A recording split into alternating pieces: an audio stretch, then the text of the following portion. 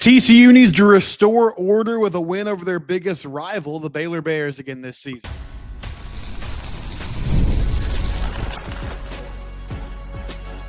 You are Locked On Horned Frogs, your daily podcast on the TCU Horned Frogs.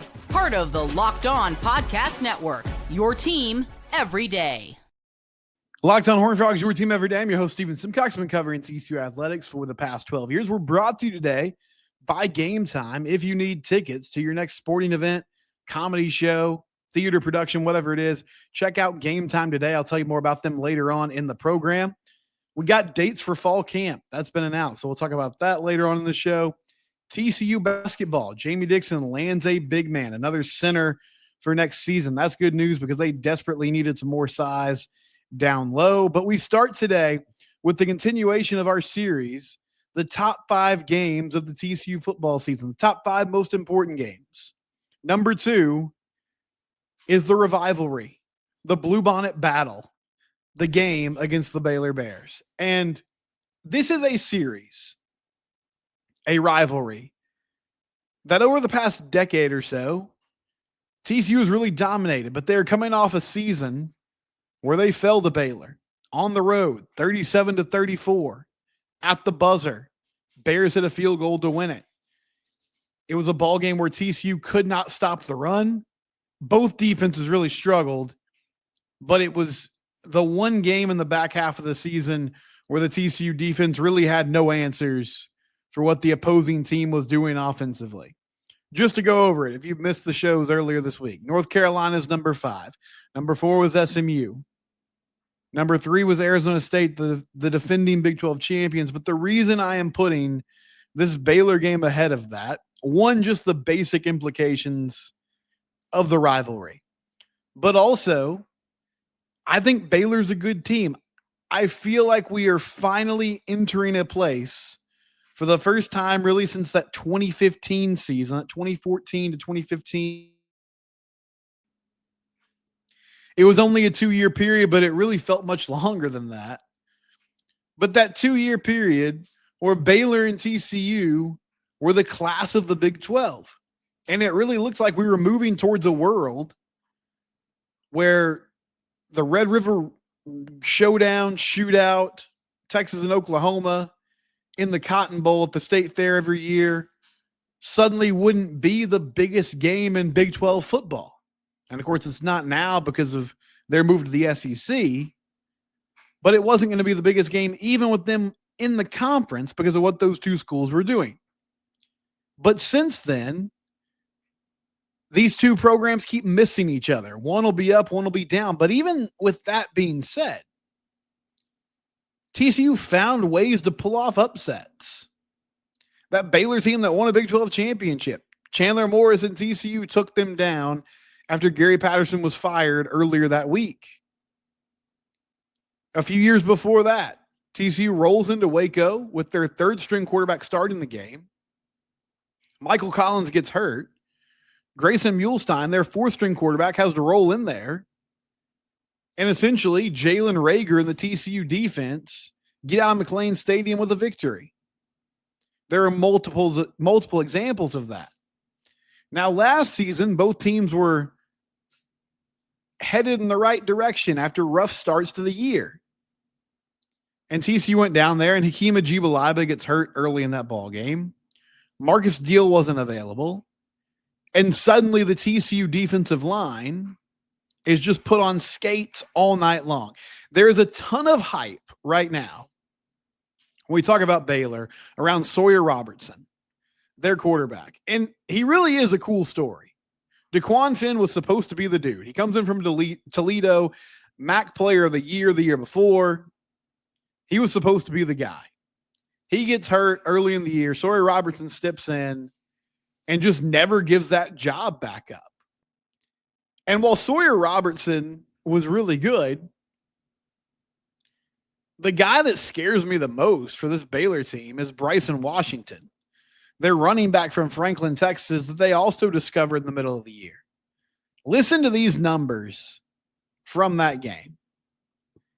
26 carries, 196 yards, and 4 touchdowns. Almost 8 yards a carry.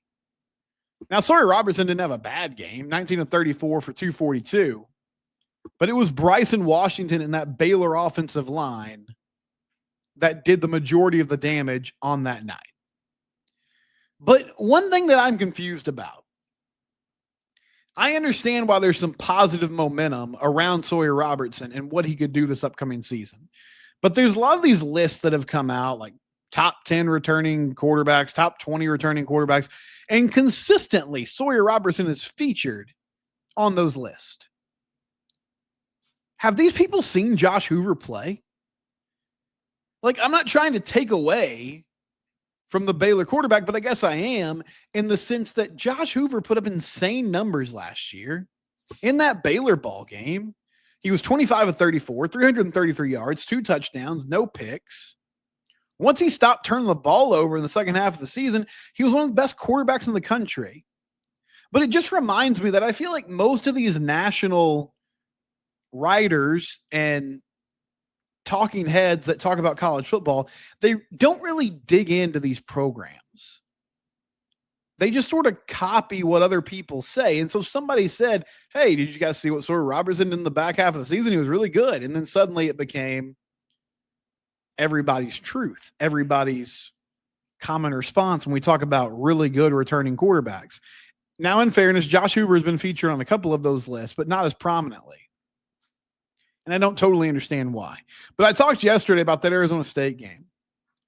How is TCU going to slow them down? They're a very physical football team. The depth of this defensive line is going to make a huge difference. The other reason I feel optimistic, aside from this game being at home, about this particular matchup is TCU's offense really did what they wanted last season in Waco. Savion Williams had a brutal drop on a third down that would have been a touchdown. Sonny Dykes admitted Frogs had 4th and 2 near midfield. They ended up punting the ball away, and that was really the turning point of that ball game because the TCU defense simply could not get a stop in the second half. And he said he wished he would have gone for it. He should have gone for it. But the TCU offense had an outstanding game. And one thing that I don't quite understand about Baylor and the optimism around them, Dave Aranda took over the play calling for the Baylor defense last year. He did not improve the Baylor defense last year. And this has been an issue now for a few years. And Dave was squarely on the hot seat in a similar fashion to Sonny Dykes. They had some ugly early season losses. There wasn't a ton of positive momentum within that program. And it was like, okay, this is going to be the end of the Dave Aranda era, most likely. But they salvaged things. They figured it out. However, they really figured it out on the offensive side of the ball with Jake Spavital and a new quarterback. Defensively, they weren't that good. And Dave is now, he's got continuity in that he's calling plays again. But that was 3 straight years of different DCs or changing at least the play calling at the defense coordinator position. So I think this TCU offense can have a lot of success against Baylor's defense. But the Frogs need to figure it out and go get a victory in this ball game. Because again, they've had so much success in this series lately. You don't want to start that trend in the wrong direction with a few losses against your rival. People underestimate just how much of a mental battle it can be once you start losing those games. Take Ohio State for an example. When they were on the field at the end of that Michigan game last year after that really rough loss, and the Ohio State team is pleading with their coaches, like, let us go handle our business, because Michigan was planting a flag on midfield and just rubbing their noses in it, right? When you start losing to your rival, that pressure intensifies and builds. Okay. And I think we saw that with Baylor for a while, where it was just a hurdle they couldn't get over. Well, now they have. TCU needs to respond so that this doesn't become a trend. I'm excited this game is at home. And I think, I really believe that there's a chance we see these two teams play twice this year, with the other one being in the Big 12 championship game. I think there's that kind of talent across these rosters. I feel like both of them are in a similar place where they figured some things out coaching wise. There's continuity with what they're doing. But Baylor at the end of last season, they're red hot. They roll into a game against LSU in the Texas Bowl. And it's like, okay, this is your chance to make a statement. And they just got destroyed by that LSU team. The score ended up being pretty close, but it wasn't a close game. An LSU team that was dealing with the fallout from a ton of opt-outs. So while I think they're improved and I think they're better, I don't get the impression that this is just like some juggernaut team that you can't find a way to win against. And this is another one of those, hey, if you're actually a better football team this year, if you're taking steps towards getting to a place where you're a playoff contender once again, winning a tough game against your rival is another key to proving that. Can you knock off North Carolina in the season opener? Can you take down an SMU team that made the playoff? Can you beat an Arizona State team that won the Big 12? And then can you win a ball game against your biggest rival in a situation where they've got some momentum and some things working their way? And they feel like they're moving in the right direction for the first time in a while. Another test for this running game. Is it going to be improved? Do you actually have a more balanced offense? Is Nate Palmer the guy that's going to step up and be the dude to tote the rock? So we've got one more game left in this series. We'll cover it on Friday. And I won't totally give it away. But TCU's got a lot of big games this year. For the talk about like the Big 12 is so weak and the schedules are so weak, there's good matchups on this slate. And there were a few ball games that I'll talk about at the beginning of tomorrow's show that it was difficult to leave them out. But there's one team that I've zeroed in on that I think would really give us a great view and understanding of who this TCU team is. And if they could win that game, it would be a big step forward in saying, okay, this is an actually improved football team that is trending the right way under Sonny Dykes. When we come back, TCU basketball lands a big man. We'll talk about that next turn. Locked on Horned Frogs, your team every day. If you need tickets, there's only one place to go. Gametime. Download the Gametime app today. $20 off with your first purchase if you use the code LOCKEDONCollege. There's nothing like the atmosphere of an NBA playoff game. Every bucket, every stop, every moment feels huge. It's electric in the arena, and with Gametime, you can be part of it without the stress of last-minute ticket hunting. Gametime makes it fast and easy to get playoff tickets, even when demand is sky high. You have last-minute deals that can save you up to 60%. Last-minute deals is one of the great reasons to use Gametime. Also, the all-in pricing means there's no surprise fees at checkout. Take the guesswork out of buying tickets with Gametime. Download the Gametime app today, create an account, and use code LOCKEDONCollege for $20 off your first purchase. Again, redeem that code LOCKEDONCOLLEGE for $20 off. Download Gametime today. Last-minute tickets, lowest prices, guaranteed. Gametime, give it a try. TCU has landed a big man in the portal, Vianney Salachum, who spent last season at Florida International, spent 1 year playing there for the Panthers. Before that, he spent some time in the JUCO ranks, but last season put up some really good stats, 10 points a game, 5 rebounds, did that in about 23 minutes a ball game, shot 51% from the field. And also, don't get too excited about this because he didn't take a lot of threes, but Salachum did shoot 44% from 3-point range. That was on 9 attempts.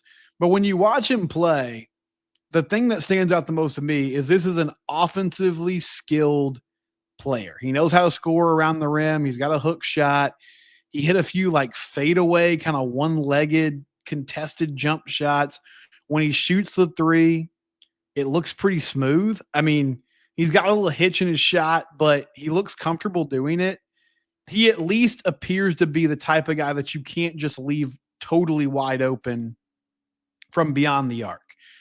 So this is your Ernest Udeh replacement. Now, he's not going to have to replace Ernest's production by himself. Malik Diallo is also returning, and he'll be a part of this rotation too. But I love this pickup. I mean, Solachum, he was also an All-Conference USA defensive team member, so he can block shots. He can play some defense. He's 6'11", but there's some really good raw offensive skill here that I think if it can be fine-tuned and if they can give him some pointers and really elevate some of it, he could be a very dangerous scorer. He played 23 minutes a game. So you're talking about a dude that averaged double digits in 23 minutes a ball game last year. But Vianney is a good athlete, and he's not just a rim runner. I mean, he can do that. He can dunk the ball. He can come off a pick and roll and roll to the hoop and finish. But he's got good touch around the rim. He's got a little bit of a jump shot. Again, some impressive like fall away jumpers with a hand in his face. There's some legitimate skill to score the basketball that, all due respect, they just didn't really have with Ernest. And Ernest Udeh, I'm not like talking poorly on a guy just because he left for Miami. He was a really good defensive player. I think TCU is going to suffer the biggest loss from his departure just in the fact that he protected the rim really well. But I feel much better about that rotation currently now that they have Solachum in the fold. And the biggest thing to me is this allows David Punch to play at that power forward 4 position most of the time.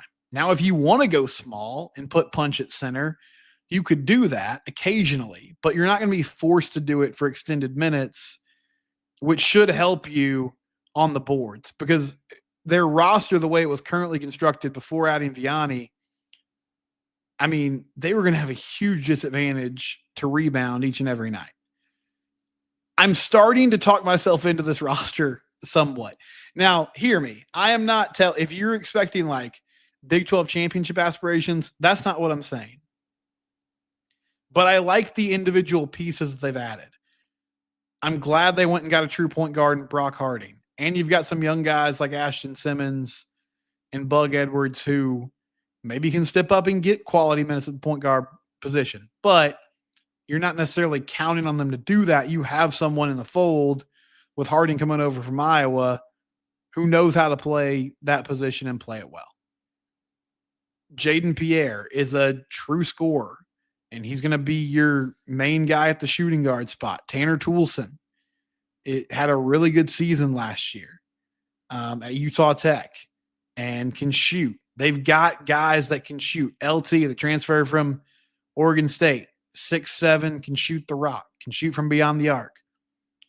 And then you've got your returners like David Punch, like Diallo, Chase Posey, Micah Robinson, who have the opportunity this offseason to continue to grow their game and develop and work with some new team members who are going to be ready to go. But I really do like the pickup of Solachum. Now, how are all these individual pieces going to come together and mesh? Well, that's the big question. And traditionally, the way Jamie has gone about that is, hey, let's play a pretty light non-conference schedule with the goal being that we can figure out who we are and get an idea of what talent we're working with, what our strengths are, what we need to work on. And then once conference play hits, we have an identity about us. We have some evidence and some film on like, okay, here are some things that we can pursue and try to do well. Well, you don't really have that luxury this year. You're playing some good opponents early in the season. And so this is a team that's going to be ready right away. So how quickly can they come together and play as a unit? Well, that's the big question mark. But individually, I like the talent, and I'm very excited about the fact that the coaching staff clearly made it a priority this year. We've got to be able to shoot the basketball because that's what modern basketball is. It doesn't mean you can't still play good defense and have an athletic team that can run the floor and challenge a lot of shots, but you got to score and you have to space the floor. It just has to happen. And now you feel the need at a spot where you clearly needed some more size and ability with Vianney Salachum from Florida International. Excited to watch him play this year. If you get a chance to get on YouTube and watch some highlights, do that. He's a dude that can score the rock and moves really smoothly for his size. When we come back, fall camp will be starting in about 2.5 months. I'll tell you more about that next year on Locked On Horned Frogs, your team every day. Did you know that your Amazon Fire Stick is also an Xbox? That's right. Your Fire TV can turn into an Xbox if you have the latest technology and the Xbox Game Pass Unlimited. Just grab your paired controller, subscribe or sign into Xbox Game Pass Unlimited with EA Play, and ready to play. You can dive into EA Sports College Football 25, Call of Duty Black Ops 6, and many more games. It's all on your Fire TV. With 4K streaming, you can also watch more than 1.5 million movies and TV episodes from your favorite subscribed services like Netflix, Prime Video, Disney Plus, Max, and more. Play high-quality Xbox games at a fraction of the cost for the console. Already have a console?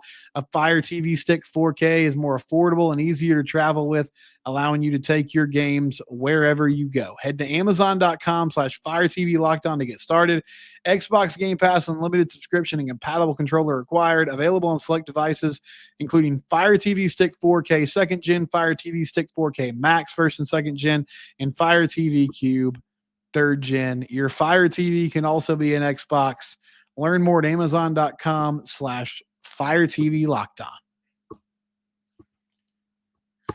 Steven Johnson from the Fort Worth Star Telegram released some news on X today. TCU will report for fall camp on July 31st, and their first practice will be August 1st. We are not that far away, friends. We're not that far away from seeing real deal football on our televisions in Amon G. Carter Stadium.